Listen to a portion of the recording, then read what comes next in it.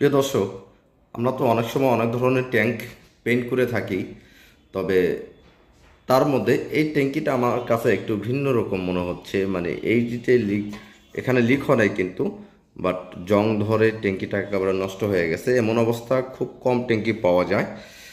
তো এটাকে হচ্ছে আমরা একটু রিপেয়ার করব।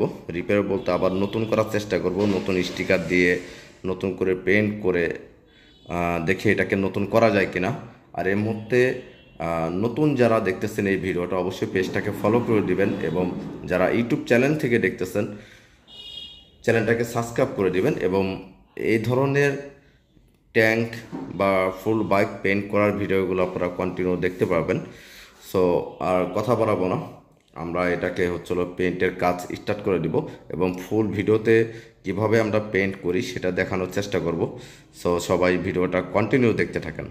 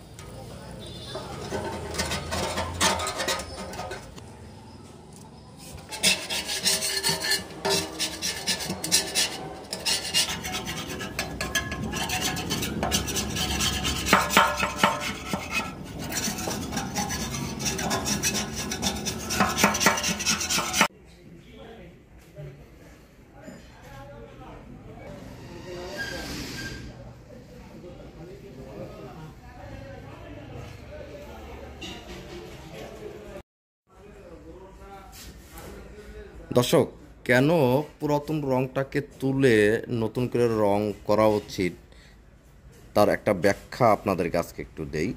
সেটা হচ্ছে, এই ট্যাঙ্কিটা এই জায়গাটুকু ড্যামেজ ছিল, মানে জংটা ওপেন ছিল, আর বাকি যে অংশগুলো ছিল সেগুলো কিন্তু রঙের নিচে জংটা ছিল। এই যে এখানে যে জংটা দেখতে পাচ্ছেন, এগুলো সম্পূর্ণই কিন্তু অরিজিনাল রঙের নিচে ছিল এই যে জংগুলো। এখন এমন অবস্থায় যদি আমরা কালার করতাম, হয়তো দেখা যেত কিছুদিন পরে, 1 বছর 6 মাস পরে এই জংয়ের থেকে একটা প্রবলেম হইতো, রঙগুলো ফুটে উঠতো, বা সেখান থেকে আবার রঙের বিভিন্ন প্রবলেম দিত। তো যাই হোক, আমরা যখন রঙটাকে ছিলে কালার করি, তার মানে হচ্ছে যে এখন আর ওই প্রবলেমটা হওয়ার কোনো সুযোগ নাই। আশা করি আপনারা বুঝতে পারছেন।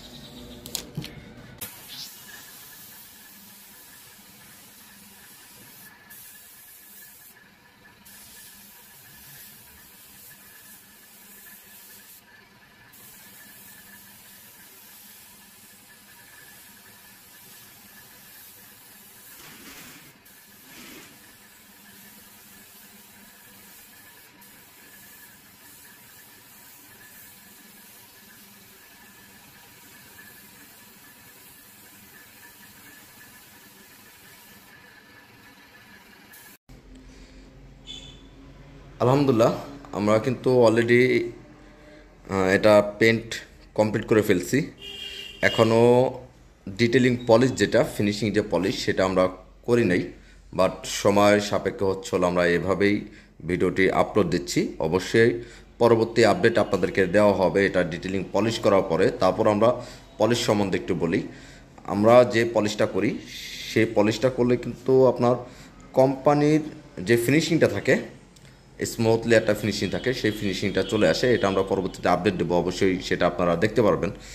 সো ভিডিওটা আপনাদের কাছে কীরকম লাগলো অবশ্যই কমেন্ট বক্সে জানাবেন। আপনার ব্যক্তিগত মতামত দিয়ে আমাদের পাশে থাকবেন।